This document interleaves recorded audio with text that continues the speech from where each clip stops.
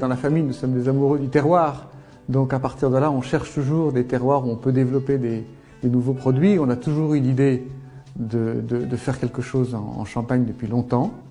Et donc on a trouvé un terroir qui nous plaisait bien et qui était principalement celui de la Côte des Blancs. Et on est parti de là pour se dire, à partir du terroir de la Côte des Blancs, qui est un terroir de chardonnay, comment est-ce qu'on rayonne autour de ça pour fabriquer, assembler un produit qu'on aime, qui est notre produit et qu'on a envie de vendre. Voilà.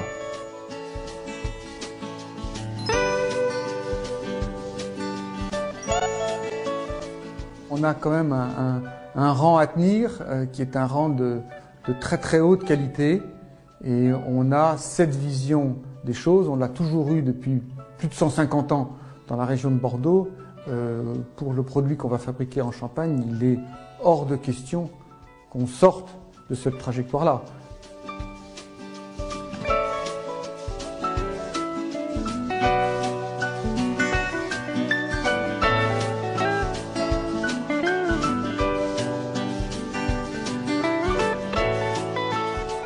Alors donc ça, c'est ce qu'on a rentré du Ménil, hein, donc grand cru de chardonnay.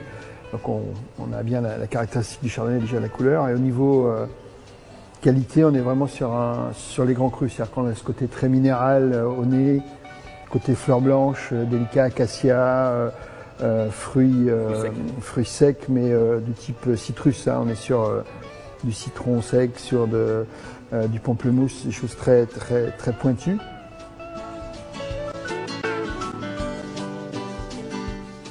C'est un vin qui est à la fois ample, développé, mais qui garde une très belle fraîcheur, très pointu, très ciselé.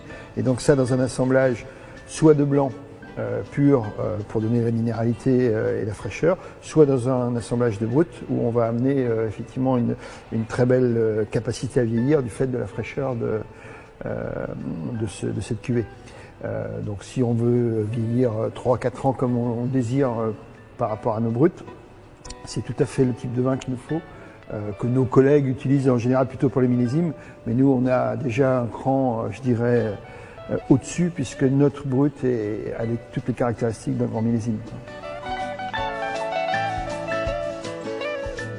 Ces rouges sont destinés à nos rosés, c'est avoir des rouges qui ont un très bon nez, très fruits rouges, des fruits rouges des types griottes, framboises, fraises des bois, qui vont nous amener donc des côtés petits fruits rouges dans le rosé, et puis qui gardent en bouche une texture très soyeuse. On ne va pas chercher les tanins puisqu'on ne cherche pas un vieillissement qui va permettre au vin rouge de garder. C'est un vin rouge qu'on va utiliser au bout de 4-5 mois au moment de l'assemblage, juste pour avoir la couleur et le côté fruité, et qui va se marier donc très bien avec le chardonnay, notamment dans notre rosé, de façon à avoir un rosé très fringant, très frais, très pur, avec juste ce côté un peu délicat des petits fruits rouges et cette couleur rosée, saumonée qui est charmante.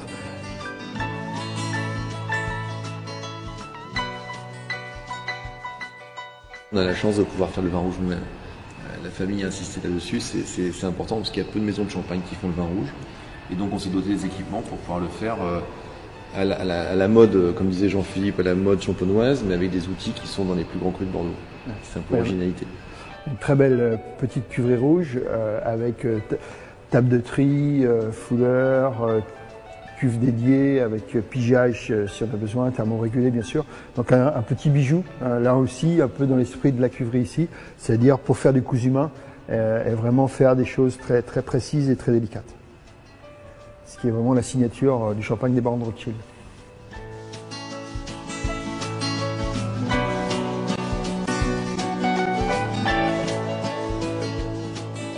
On est là pour le long terme, on est là pour ancrer une marque dans la région, une marque familiale, parce que c'est de plus en plus rare dans cette région d'avoir des marques familiales, des marques portées par des familles.